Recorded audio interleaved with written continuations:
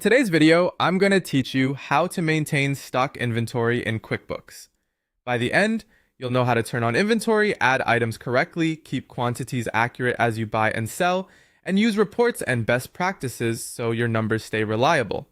First, make sure inventory tracking is enabled. In QuickBooks Online, go to Settings, then Account and Settings, open the Sales tab, and under Products and Services, turn on Track Inventory Quantity on Hand, then Save. In QuickBooks Desktop, open Edit, Preferences, Items and Inventory, Company Preferences, check Inventory and Purchase Orders are active, and save. This unlocks the inventory features you'll use throughout your workflow. Next, add your inventory items. In QuickBooks Online, open Products and Services. In Desktop, open the item list, choose New, then Inventory. Fill in the name or SKU, a clear description, the initial quantity on hand, and the as of date that matches the day you physically counted that quantity.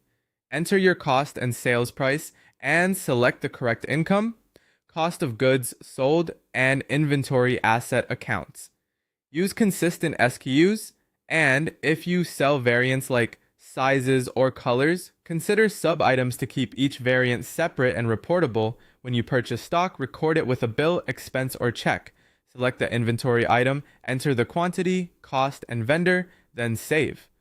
Quantities increase automatically, and QuickBooks updates inventory value based on your costs. Use bills when you have vendor terms so due dates and payables stay correct. When you make a sale, use an invoice or sales receipt. Select the inventory items, enter the quantity sold, and save. QuickBooks reduces the on-hand quantity and records cost of goods sold for you, keeping margins accurate as long as costs are up to date. If your physical count doesn't match QuickBooks, make an inventory adjustment. In QuickBooks Online, use New Inventory Quantity Adjustment. In Desktop, go to Vendors, Inventory Activities, adjust quantity/value on hand. Enter the date, the item, the quantity difference, and a clear reason or memo. Adjust only to fix real discrepancies. Set reorder points so you know when stock is getting low. In QuickBooks Online, enable tracking in products and services and enter a reorder point for each item. QuickBooks will flag low stock items, helping you order before you run out. Regularly reconcile inventory to your physical counts.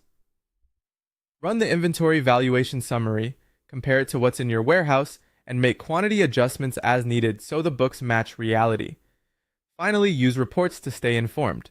Inventory valuation summary for total quantity and value, inventory stock status by item for current levels, sales by product or item to find best and slow movers, and profit and loss